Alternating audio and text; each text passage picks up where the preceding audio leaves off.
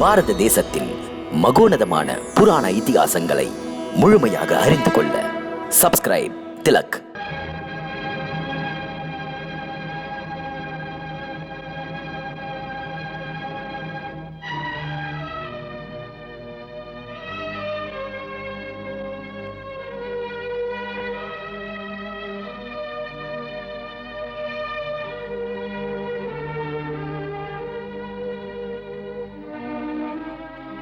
பார்த்தா, இப்படி யோசனை செய்து உன்னையே ஏன் வருத்திக் கொள்கிறாய்?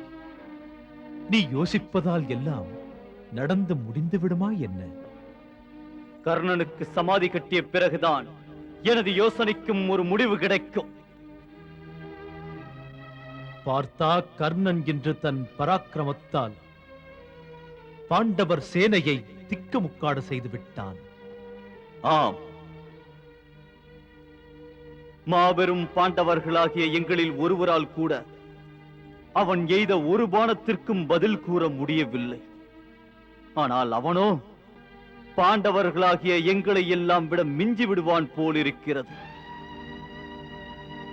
அந்த கர்ணன் நகுலனையும் சகாதேவனையும் தோற்கடித்து உயிர் பிச்சை அளித்தான். அதோடு பீமன்னாவின் சக்தி அனைத்தும் அவன் முன்னால் பயனற்று போய்விட்டது. என்னாலோ அவனை புரிந்து கொள்ளவே முடியவில்லை. இன்று யுத்தத்திலே என்னையே அவன் தோற்கடித்து விட்டான். கேசவா, இன்று மட்டும் நீ யுத்தத்தில் நடுவில் வந்து என்னை காத்திராவிட்டால் அவன் எய்த விஷாஸ்திரம் ஒன்று எனது உயிரை பலி வாங்கியிருக்கும். கர்ணன் என்னை இன்று தோற்கடித்து விட்டான் கேசவா, தோற்கடித்து விட்டான்.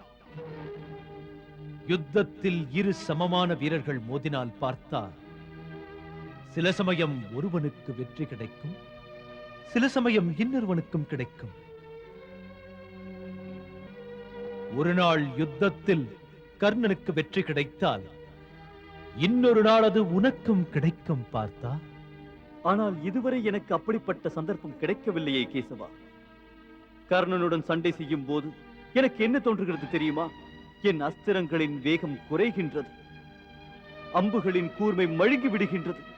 என் பாணங்கள் விஷத்தை கக்குவதற்கு பதிலாக கீணித்து விழுந்து விடுகின்றது. என் மனதில் பாஞ்சாலியின் அவமானம் பற்றிய கோபம் கொழுந்து விட்டு எரிகிறது. அதற்கு பழிவாங்கியே ஆக வேண்டும். என் எதிரி என் கண் முன்னால் இருந்தும் என்னால் ஒன்றும் செய்ய முடியாமல் போயிற்றே. நான் கற்ற கல்விக்கே அவமானம். இன்று வரை உலகமே யாரை சிறந்த வில்லாளி என்று போற்றியதோ, இன்று அவனால் யாரிடமும் தன் முகத்தை காட்ட முடியாமல் போயிற்றே. கேசவா, நீ ஏன் என்னை காப்பாற்றி அவமானப்பட வைத்தாய்? இப்படி அவமானப்பட வைத்தாய். ஏன் இவ்வாறு நடந்தது? யுத்தத்தில் தன் எஜமானனை காப்பது ஒவ்வொரு சாரதியின் கடமை. கேசவா, என்னை எஜமானன் என்று கூறி இன்னும் அவமானப்படுத்துகிறாயா?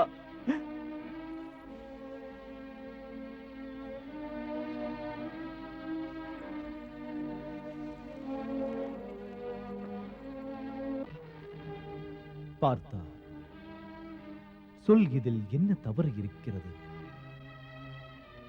நீ என் நண்பன் என்பது உண்மைதான். ஆனால் நான் உன் சாரதியாயிற்றே. அதனால்தான் நீ என்னுடைய எஜமானன் என்றேன். உன் சாரதியாக இருந்து உன்னை காக்கவில்லை எனில் எனக்கு அது அவமானம் அல்லவா? ஆபத்து வரும்போது உன் சாரதியாகிய நான் கை கட்டி வேடிக்கையா பார்க்க முடியும்?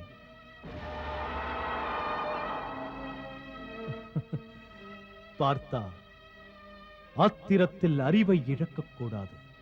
யோசித்து செயல்படு. நம்பிக்கையை இழக்காதே. தைரியமாக இரு. நம்பிக்கை இல்லையெனில் ஒன்றும் நடக்காது. இப்போது கொண்டிருக்கும் உன் கோபத்தை நீ யுத்தத்தில் காட்டு.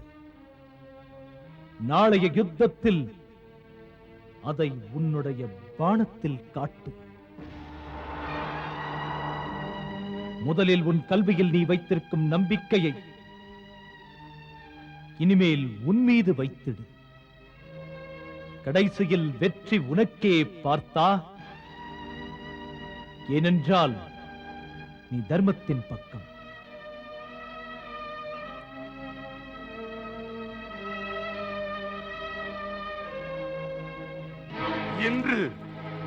இன்று மட்டும் கிடைத்த நல்ல சந்தர்ப்பம் தவறாமல் இருந்திருந்தால், கிருஷ்ணன் நடுவில் வந்து அர்ஜுனனை காப்பாற்றாமல் இருந்திருந்தால், இன்றே அர்ஜுனன் இறந்திருப்பான். இன்று அர்ஜுனனுக்கு நல்ல நேரம். கொடைவள்ளல் கர்ணனால் அவனுக்கு உயிர் பிச்சை கிடைத்தது. இல்லை காந்தார அரசே, இல்லை. நான் நண்பனின் பரம எதிரிக்கு உயிர் பிச்சை அளிக்கும் அளவுக்கு நான் வள்ளல் அல்ல. அப்போது அச்சமயத்தில் சூரிய அஸ்தமனமாகாமல் இருந்தால் இன்று அர்ஜுனனின் உயிர் தப்பி இருக்காது. ஆனால் நண்பா கர்ணா, நாளை அது நடந்தே தீர வேண்டும். அவசியம் நடக்க வேண்டும். அவசியம் நடக்கும் நண்பா, அவசியம் நடக்கும். அதிர்ஷ்டம் அவன் மீது இறக்கப்பட்டு ஒரு நாள் பிழைத்திருக்க அனுமதி அளித்தது. ஆனால் அந்த ஒரு இரவு எனக்கு நிம்மதி அளிக்கவில்லை கர்ணா. அதை நினைக்க நினைக்க எனக்கு தூக்கமே வரவில்லை. நிம்மதி சிறிதும் பிறக்கவில்லை. அர்ஜுனன் நம் கையிலிருந்து தப்பிவிட்டான். என் மனதில் கவலை குடிகொண்டுள்ளது. என் மனதில் கவலை குடிகொண்டுள்ளது. நண்பா, உன்னை விட அந்த அர்ஜுனன் தான் அதிக கவலையுடன் இருப்பான். இதை நினைத்து நினைத்து அவன் செத்துக் கொண்டிருப்பான். என் கையால் ஏன் சாகவில்லை என்று வெட்கத்தினால் தலை நிமிர முடியாமல் இருப்பான். இன்று அவன் மரணத்தின் எல்லைக்கே போயிருப்பான். அவனுடைய கௌரவத்திற்கு இன்று நான் இழைத்த அவமானத்தால் தாங்க முடியாத வேதனையில் துடிதுடித்துக் கொண்டிருப்பான் அவன். நண்பா, என்னை நீ நம்பு. இன்று இரவு அர்ஜுனனால் கண்டிப்பாக தூங்க முடியாது. நான் விரும்புவது அவன் ஒரேடியாய் தூங்க வேண்டும். உன் மீது நம்பிக்கை உள்ளது. உன்னால் மரணத்தின் ஓலம் கேட்கிறது கர்ணா. ஆம் கர்ணா, உன்னால். என்னுடைய வில்லை பார். என்னை விட உனக்குதான் இந்த வில்லின் மீது நம்பிக்கை இருக்க வேண்டும். இதன் பெயர் விஜயதனுஷ். இதே வில்தான் நாளை உனது விரோதி அர்ஜுனனை கொன்று வெற்றியை தரப்போகிறது. அங்கராஜ கர்ணா, தங்களுக்கு தங்களை விட தங்கள் அம்பு மீது நம்பிக்கை உள்ளது. அதற்கு ஏதாவது காரணம் உண்டா? துச்சாதனா, இதை சாதாரணமாக நினைத்து விடாதே. இது மிகச்சிறந்தது, மிகச்சிறந்தது. மிகச்சிறந்ததா? மிகச்சிறந்ததா? ஆம். இதை சொர்க்கத்தை ஏற்படுத்திய விஸ்வகர்மாவே இதை தானே உருவாக்கி சொர்க்காதிபதியான இந்திரனுக்கு பரிசாக கொடுத்தார்.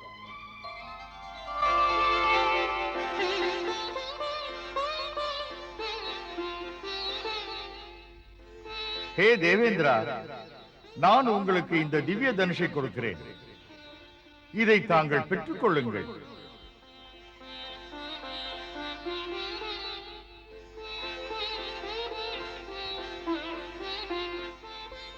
நன்றி விஸ்வகர்மா அவர்களே. இந்த தனுஷை உபயோகிப்பவர்கள் தன் எதிரிகளிடம் ஒருபோதும் தோல்வியடைய மாட்டார்கள். அப்போது இந்த தனுஷுவிற்கு விஜயம் என்றே பெயரிடலாம். இதை விஜயன் என்றே அழைக்கலாம். பிறகு இந்த தனுஷை தேவேந்திரன் ஒரு சமயம் என்னுடைய குரு பார்கவ பரசுராமருக்கு அவர் சகசரபாகு என்ற அரசனை கொன்று தேவர்களுக்கு உதவிய போது கொடுத்தார். ஹே பார்கவ பரசுராமா, விஜயன் என்ற பெயர் கொண்ட இந்த திவ்ய தனுஷை நான் உங்களுக்கு பரிசாக அளிக்கிறேன். இதை தாங்கள் பெற்றுக் கொள்ளுங்கள்.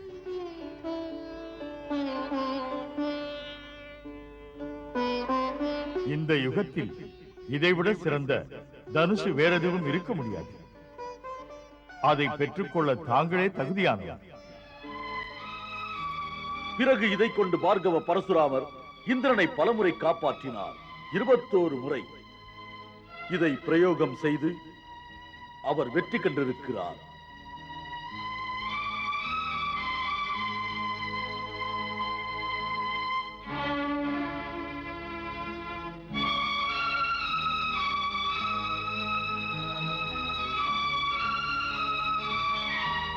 அங்கராஜனே, நீ மிகுந்த பாக்கியசாலி. இன்று உன் கையில் அந்த திவ்ய தனுஷ் உள்ளது. நண்பா, அது என்னுடைய பாக்கியம். அந்த பார்கவ பரசுராமர் தன்னுடைய கையாலேயே இந்த தனுசை எனக்கு கொடுத்தார். அர்ஜுனன் தன்னுடைய காண்டீபத்தை பெரிதாக கருதலாம், ஆனால் நாளைய யுத்தத்தில் அது நிச்சயம் தெரிந்துவிடும். அவனுடைய காண்டீபம் சிறந்ததா அல்லது என்னுடைய இந்த காண்டீபம் சிறந்ததா என்று.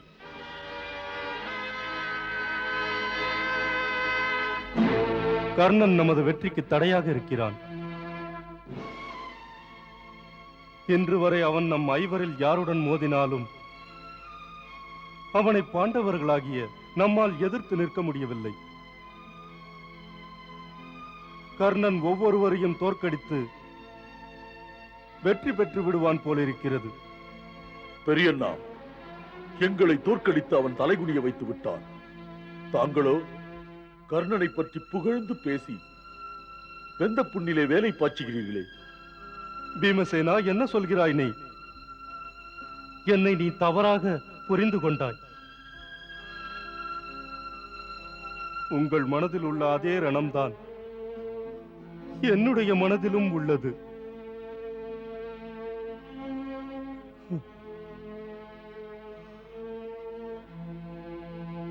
பாண்டவர்களை எதிர்ப்பதில்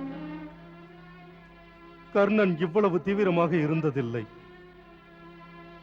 அவன் எத்தனையோ முறை நம்மிடம் தோற்றிருக்கிறான். அர்ஜுனன் அவனை விரட்டி அடித்திருக்கிறான். ஒன்று மட்டும் புரியவில்லை, இப்போது மட்டும் கர்ணனுக்கு எவ்வாறு இவ்வளவு பலம் வந்தது? அவனுடைய ஒவ்வொரு அம்பிற்கும் எங்கிருந்து இவ்வளவு சக்தி வந்தது? பாண்டவர்களாகிய நாம் அவன் முன் ஏன் சக்தியற்று போகின்றோம்? நகுலன் சகாதேவனால் ஏன் அவன் முன்னால் நிற்க முடியவில்லை? ஏன் பீமசேனனின் பலம் அவன் முன்பு க்ஷீணித்து விடுகின்றது? ஏன் அர்ஜுனன் அவனிடம் ஏன் தோற்றான்? ஏன்? நான் அதற்கு காரணத்தை கூறுகிறேன்.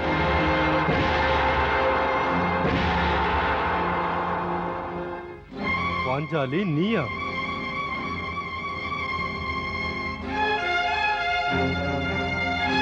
இந்த இரவில் நீ ஏன் வெளியே வந்தாய்? என்ன வேண்டும் உனக்கு? மகாராஜா, என் மனதில் 13 ஆண்டுகளாக அக்னி எரிந்து கொண்டிருக்கிறது. அதை இந்த இருட்டு என்ன செய்ய முடியும்? நெருப்புதான் என்ன செய்ய முடியும்? நான் அக்னியிலேயே பிறந்தவள். என்னை யாராலும் எரித்து விட முடியாது. என் வேதனை இன்னும் தீர்ந்த பாடில்லை. இப்படி நீங்கள் மௌனம் சாதிப்பதை விட்டுவிட்டு எனக்கு நேர்ந்த அவமானத்திற்கு நீங்கள் அனைவரும் நிச்சயம் தீவிரமாக முடிவெடுத்தாக வேண்டும். பாஞ்சாலி, மகாராஜா, தாங்கள் கேட்டீர்களே, பாண்டவர்கள் ஏன் கர்ணனிடம் தோற்றார்கள் என்று. அதற்கு காரணம் நீங்கள் எல்லோரும் தான் மகாராஜா. தாங்கள் அனைவரும் சபதத்தை மறந்து விட்டதன் காரணத்தால் தான் கர்ணன் உங்களை எல்லாம் தோல்வி அடைய செய்ய முடிகிறது. நானும் பார்க்கிறேன்.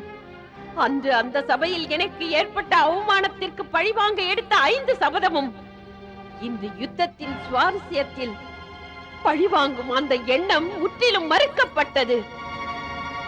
யார் அன்று துடித்தார்களோ, யாருடைய கண்கள் அன்று கோபத்தால் சிவந்ததோ, எவருடைய கைகள் அன்று ஒன்றும் செய்ய முடியாமல் போயிற்றோ, அவருக்கு இன்று நம்பிக்கையை போய்விட்டது.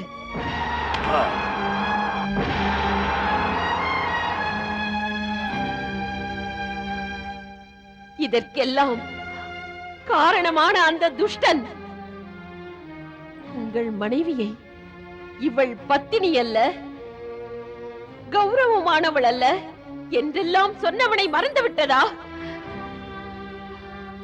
நீங்கள் எல்லோரும் அந்த காட்சியை மறந்து விட்டீர்களா? அவ்வளவு பெரிய சபையில் என்னை அவன் அவமானப்படுத்தினான். அந்த பாவி என்னை எத்தனை கேவலமாக பேசினான்.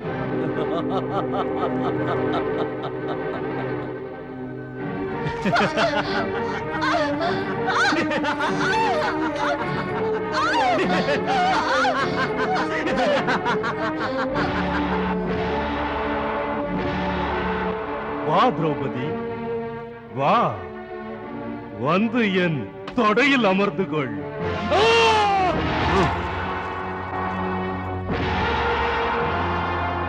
நீ ஒரு பெண்ணை மட்டுமல்ல, என் மனைவியையும் அவமதித்து விட்டார்.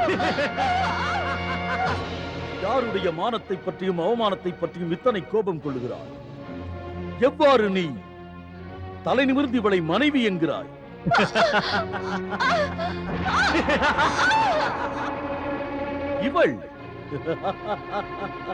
இவள் தானே உங்கள் ஐவருக்கும் மனைவி அல்லவா?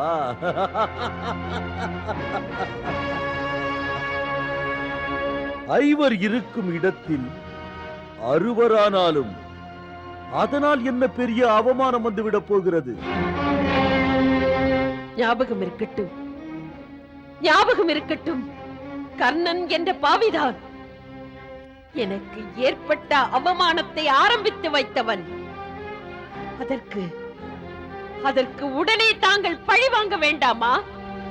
முதலில் பழி தீர்க்க வேண்டியது துச்சாதனனுக்கு முன்பு கர்ணன் செய்த பாவத்திற்கு தண்டனை கொடுக்க வேண்டும். கர்ணனின் எந்த கண்கள் உங்கள் மனைவியை வித்தியாசமாக பார்த்ததோ அந்த கண்கள் இனிமேல் யாரையும் பார்க்க கூடாது.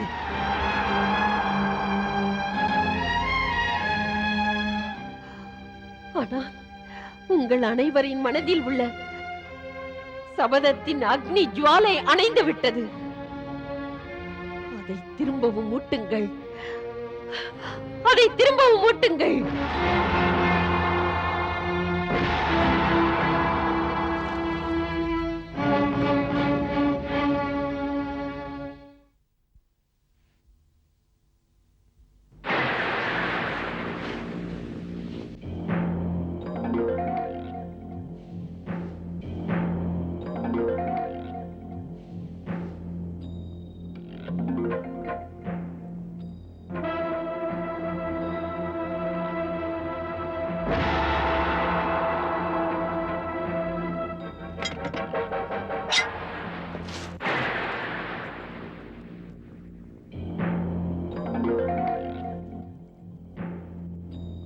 வணக்கம் அங்கராஜனே. இது என்ன மாயை? நீங்கள் யார்? யார் உங்களை இங்கே அனுப்பியது? என்னை யாரும் அனுப்பவில்லை, நானே வருகிறேன். என் பெயர் அஸ்வத்சேனன். எதற்காக இப்படி திடீரென இங்கு வந்துள்ளாய்? அங்கராஜனே, நாம் இருவரும் நண்பர்கள். நண்பர்களா? ஆனால் நான் முதலில் இப்போதுதான் உங்களை பார்க்கிறேன். பிறகு தாம் எப்படி நண்பனாக முடியும்? எதிரிக்கு எதிரி நண்பன் தானே. அதனால் தான் நான் இன்று தங்களுக்கு உதவ முன்வந்துள்ளேன். ஏனெனில் தாங்கள் என் விரோதியின் விரோதி. நீங்கள் பேசுவது ஒன்றும் புரியவில்லையே. அர்ஜுனன் நம் இருவருக்கும் விரோதி. அர்ஜுனன் எனக்கு தான் எதிரி. பிறகு உங்களுக்கு எப்படி எதிரியானார்? அர்ஜுனன் காந்தர்வ வனத்தில் தீயிட்டான். அந்த தீயின் சீற்றத்தில் வனமே அழிந்து விட்டது, எரிந்து சாம்பலாகி விட்டது. அந்த தீயில் சிக்கி என் நாக குடும்பமே எரிந்து விட்டது. அதில் மிஞ்சியவன் நான் ஒருவன் தான். அர்ஜுனனை, என் குடும்பத்தை அழித்ததற்காக பழி வாங்க வேண்டும். என் தாயின் மரணத்திற்கு பழி வாங்காவிட்டால் என் தாயின் மனது நிச்சயம் சாந்தி அடையாது. அதற்கு நான் என்ன செய்ய முடியும்? நான் என் எதிரியை எப்படியாவது அழிக்க வேண்டும். அதற்கு எனக்கு ஒரு யோசனை தோன்றியது. நீங்கள் அர்ஜுனனை கொல்ல எத்தனையோ விதமான பானங்களை வைத்துள்ளீர்கள். அங்கராஜனே, அதில் ஏதாவது ஒரு பானத்தில் என்னை வைத்து விடுங்கள். அந்த பானத்தில் நான் மறைந்து கொள்ளுகிறேன். அச்சமயம் நீங்கள் அந்த பானத்தை அர்ஜுனன் மீது பிரயோகித்தால் அப்போது நான் அவனை தீண்டி விடுவேன். அதன் பிறகு அர்ஜுனன் உயிர் பிழைப்பதே கடினம். நாம் இருவரும் ஒருவருடன் ஒருவர் சேர்ந்து அர்ஜுனனை கொன்று விடலாம். எனக்கு அந்த அர்ஜுனனை கொல்வதற்கு யாருடைய தயவும் தேவையில்லை. அதை நானே தான் முடிக்க வேண்டும். அப்படியானால் விஸ்வசேனா, எனக்கு புரிகிறது நீ அந்த அர்ஜுனனை பழிவாங்க என்னுடைய உதவி உனக்கு தேவைப்படுகிறது. ஆனால் என்னால் இதில் ஒன்றுமே செய்ய முடியாத நிலையில் இருக்கின்றேன். நான் ஒரு வீரன். அந்த அர்ஜுனனை நான் சூழ்ச்சியால் வெல்ல விரும்பவில்லை. அவ்வாறு நான் செய்தேனேயானால் என் வீரத்திற்கே அது அவமானம். ஆம், நீ உன்னுடைய திறமையால் அர்ஜுனனை கொல்ல முடியுமானால் அதை செய். உன் தாயின் மரணத்திற்கு பழிவாங்கும் எண்ணத்தை நான் தடுக்கவில்லை. அதற்கு நீ கடமைப்பட்டுள்ளாய். ஹே அங்கராஜனே, நான் மிக்க நம்பிக்கையுடன் உன்னிடம் வந்தேன். நீயோ என்னை ஏமாற்றி விட்டாய். அதற்கு நான் பொறுப்பல்ல. உனக்கு உதவ முடியாததற்கு என்னை மன்னித்து விடு. வணக்கம். வணக்கம்.